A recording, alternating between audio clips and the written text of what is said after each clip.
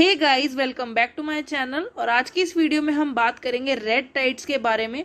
Red tides क्या होती हैं और इनसे रिलेटेड कोस्टल एरियाज में हमें वार्निंग्स क्यों देखने को मिलती हैं।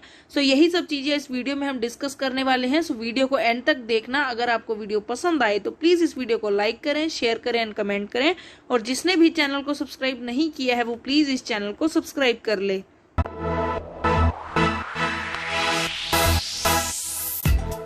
इसी के साथ वीडियो को शुरू करते हैं और सबसे पहले देखते हैं कि रेड टाइड्स क्या होती हैं। टाइड सुनते ही सबसे पहले जो हमारे दिमाग में आता है वो आती है ओशन टाइड्स, जो रिलेटेड होते हैं हमारे सन, मून एंड अर्थ के पोजीशन को लेकर। यहाँ पर लो एंड हाई टाइड या फिर हमारे जो सेंट्रीफ्यूगल फोर्स है या ग्रेविटेशनल फोर्स है यहाँ पर कोई भी काम नहीं करती, क्योंकि रेड टाइड्स जो है उनका कोई भी लेना देना नहीं होता हमारे ओशन टाइड से। रेड टाइड जो होती है बहुत डिफरेंट होती है। और रेड टाइड जो होता है एक इवेंट होता है that occurs on the coastline when algae, a plant like organism grows out of control। कि जब हमारे कोस्टलाइन एरियाज में जितने भी हमारे कोस्टल एरियाज होते हैं वहां पर जो एल्गी है जब वो आउट ऑफ कंट्रोल वहां ग्रोथ होती है उसकी, तो उस इवेंट को हम रेड टाइड बोलते हैं। And the name red tide comes from the fact that overgrown algae can cause the water to change the colour. Usually जो हमारा वाटर का कलर होता है वो ब्लूइश दिखता है हमें जो ओशन वाटर होते हैं, लेकिन जब यहाँ पर ये इवेंट होगा रेड टाइड का तो यहाँ पर वाटर का जो कलर है वो चेंज हो जाएगा। एंड जो हमारी रेड टाइड जो इवेंट क्रिएट होगा वो ह्यूमन हेल्थ या फिर हमारी मरीन लाइफ, सी लाइफ के लिए बिल्कुल भी अच्छा नहीं होता।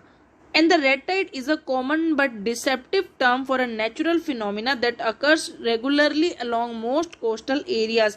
और इसी वजह से हमें बहुत सारे कोस्टल एरियाज में इससे रिलेटेड वार्निंग्स देखने को मिलती हैं, क्योंकि रेड टाइड जो है वो बहुत ज्यादा कॉमन फिनोमिना है along the coastal areas। And instead of red tide, scientists call these events harmful algal blooms that are HAB। तो ये HAB जो है हार्मफुल एल्गल ब्लूम्स है कि बहुत सारे जब आउट ऑफ कंट्रोल यहाँ पर जो हमारे रेड टाइड है, जो हमारे रेड एल्गी है उसका जब यहाँ पर ग्रोथ होता है तो उसको हम बोलते हैं harmful algal blooms. sea water always contains some tiny plant like organisms called algae। तो जितने भी हमारी ओशनिक वाटर बॉडीज हैं वहां पर हमें जो एल्गी है वो देखने को मिलता है, जो एक प्लांट लाइक स्ट्रक्चर होता है, ऑर्गेनिज्म होता है। And usually algae can only be seen with the microscope. की नेक्ड आई से हम इन्हें नहीं देख सकते। माइक्रो ऑर्गेनिज्म ये जो है माइक्रोस्कोप से ही देखे जा सकते हैं। And under certain conditions the algae can begin to reproduce rapidly. तो यहाँ पर सनलाइट से लेकर या फिर हमारे जो यहाँ पर कंटेमिनेशन होता है वाटर का, बहुत सारे रीजंस होते हैं जिनकी वजह से कुछ ऐसी सिचुएशंस क्रिएट होती हैं कि जो हमारी एल्गी है वो बहुत ज्यादा रैपिड लेवल पर यहाँ पर इनकी रिप्रोडक्शन होती है, जिसकी वजह से जो इनकी ग्रोथ है वो आउट ऑफ कंट्रोल हो जाती है और रेड टाइड लाइक इवेंट जो है वो हमें देखने को मिलता है।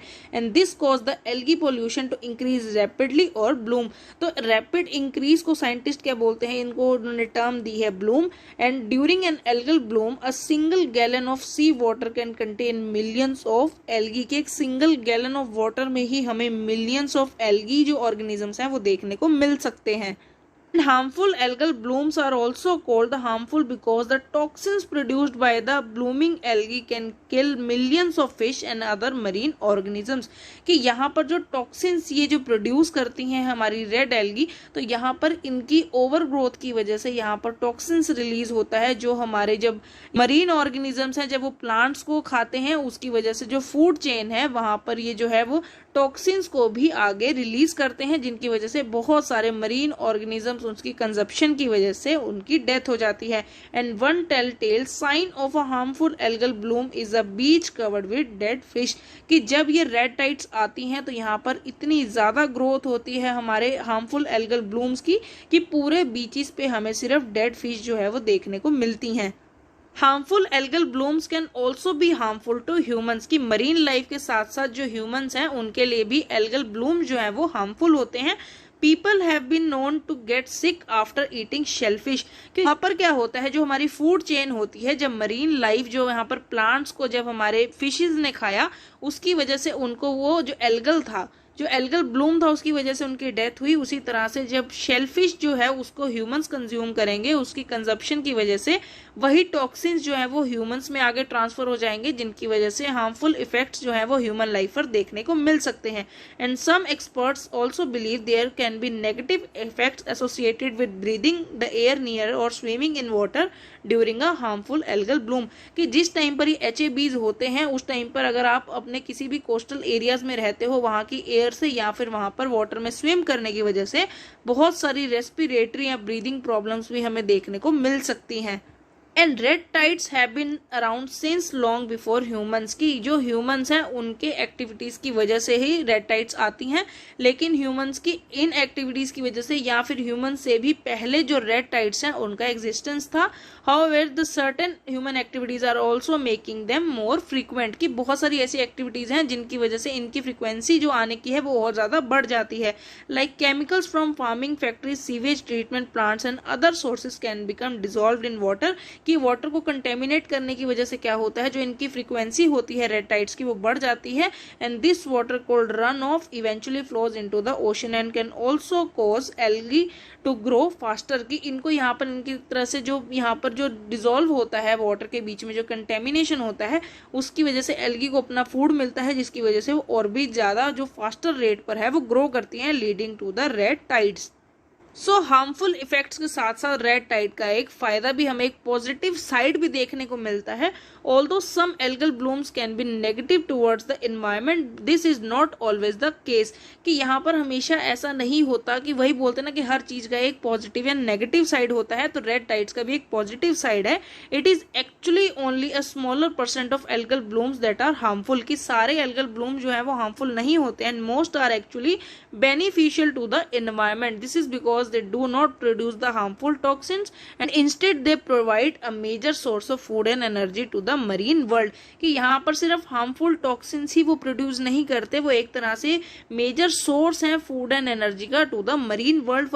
For example even though some fish are killed, scientists have noted that other marine populations seems to increase, कि यहाँ पर जब एक species या किसी एक टाइप की fish जो बहुत ज्यादा यहाँ पर जो इसकी killing होगी toxins की वजह से, उन्हीं की लाइफ को जो हमारे यहाँ पर रिमेन्स बच जाएंगे, उन पर बहुत सारे जो हमारे मरीन दूसरे ऑर्गेनिजम्स हैं वो सरवाइव कर पाएंगे और उनकी यहाँ पर रैपिड जो पॉपुलेशन इंक्रीज है वो हमें देखने को मिलेगा। And this has led to some scientist to theorise that harmful algal blooms may be one of the nature's way of balancing the population of various marine species, कि यहाँ पर अगर नेचुरल एक फिनोमिना है जो हमारा रेड टाइड का, तो ये एक तरह से नेचर का वे है of balancing the population of various marine species. So where are red tides found, कि हमें कौन कौन से एरियाज हैं यहाँ पर हमें रेड टाइड्स देखने को मिलती हैं। और रेड टाइड्स जो है वो ग्लोबल फिनोमिना है, सभी कोस्टल एरियाज में हमें देखने को मिलते हैं। However since the 1980 harmful red tide events have become more frequent and widespread, कि 1980s के बाद हमें सबसे ज्यादा हार्मफुल इफेक्ट जो है रेड टाइड्स का देखने को मिला और बहुत ज्यादा फ्रीक्वेंट हो गए। Detection of a spread is thought to be influenced by higher awareness of red tide, better equipment for detecting and analyzing red tide, कि यहाँ पर टेक्नोलॉजी का यूज करते हुए जो यहाँ पर रेड टाइड से रिलेटेड अवेयरनेस फैलाई गई। And nutrient loading from farming and industrial run of, की यहाँ पर जो इंडस्ट्रियल रन ऑफ जो कंटेमिनेशन करता था वाटर को जाकर, उसको भी एक तरह से उसकी सप्लाई को एनालाइज किया गया और उसको रिड्यूस किया गया। And countries affected by red tides events include Argentina, Australia, Brazil, Canada, child, Denmark, England, France, Guatemala, Hong Kong, India, मतलब इंडिया में भी हमें रेड टाइड्स देखने को मिलते हैं। और बहुत सारे ऐसे कंट्रीज हैं जो हमारे कोस्टल एरियाज में आते हैं, वहां पर भी हमें हमारी जो रेड टाइड है वो देखने को मिलती है, जिसकी वजह से फिश किल है वो सबसे ज्यादा हमें कहाँ देखने को मिलता है, जो ये हमारे रेड डॉट एरियाज हैं। सो यहाँ पर यूएस एंड कनाडा के जो हमारा ईस्टर्न वेस्टर्न पार्ट है, इन दोनों एरियाज में कोस्टल एरियाज में हमें देखने को मिलता है। उसी तरह पेरू, चिली और यहाँ पर हमारा जो साउथ अमेरिका का नॉर्दर्न पार्ट है वहां पर भी हमें देखने को मिलता है। उसी तरह यूरोपियन रीजन में जितने भी हमारे इंग्लैंड या फिर हमारे दूसरे यहाँ पर कंट्रीज हैं जिनके साथ जो हमारे कोस्टल बाउंड्रीज है वहां पर हमें देखने को मिलती हैं हमारी रेड टाइड्स। उसी तरह इंडिया का जो हमारा वेस्टर्न पोर्शन है हमारे अरेबियन सी वाला, उस एरिया में भी हमें इंडिया में रेड टाइड्स देखने को मिलती हैं। और जितने भी हमारे वर्ल्ड के ऑस्ट्रेलिया से लेकर या फिर हमारे जापान, सभी ओशनिक वाटर बॉडीज में जितने भी कोस्ट लैंड्स हैं वहां पर हमें जो रेड टाइड्स है वो बहुत फ्रीक्वेंटली देखने को मिलती है। 1980s के बाद अगर ये रेड टाइड जो है इतनी ही फ्रीक्वेंट है, तो इनसे रिलेटेड जो गवर्नमेंट है या फिर जो हमारे डिफरेंट कंट्रीज है उन्होंने क्या किया. So what is being done for reducing the effect of red tides? And scientists have been able to help control the spread of the effects of harmful algal blooms by developing new technology to help track them better. कि इनकी trekking जो technology है उसको enhance किया गया ताकि इसके आने से पहले ही इसे ट्रैक किया जा सके.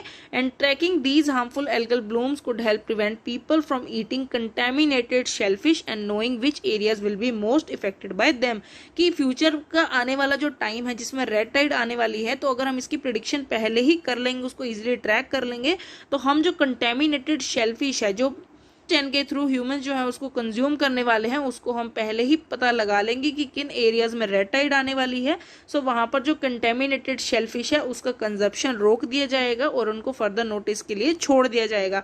And some examples of the technology that can help with monitoring them in better and more advance satellite imagery is used. कि यहाँ पर सैटेलाइट्स का भी यूज किया गया, यहाँ पर भी हमारे रिमोट सेंसिंग एंड GIS है उसका यूज किया गया ताकि जो हमारी आने वाली रेड टाइड है उसको इजिली ट्रैक किया जा सके. एंड फर्दर नोटिस के लिए उन सारे एरियाज को वहां पर रिस्ट्रिक्शन लगा दी जाए कि वहां पर कोई भी फिशिंग नहीं होगी ताकि वहां पर किसी भी टाइप की फिश का कंजप्शन ना हो. And also the development of an antidote of the toxins produced in another way of reduce the harmful effects. तो ये बहुत सारे एरियाज में यहाँ पर इन्होंने क्या किया, जो एंटीडोट्स हैं वो प्रिपेयर किए ताकि इन टॉक्सिन जो प्रोड्यूस होते हैं हमारे रेड टाइड की वजह से उनसे फाइट बैक किया जा सके और जो इसके हार्मफुल इफेक्ट्स हैं उनको रिड्यूस किया जा सके. सो आज के लिए बस इतना ही. अगर आपको वीडियो पसंद आई हो तो प्लीज इस वीडियो को लाइक करें, शेयर करें एंड कमेंट करें. और जिसने भी चैनल को सब्सक्राइब नहीं किया है वो प्लीज इस चैनल को सब्सक्राइब कर ले.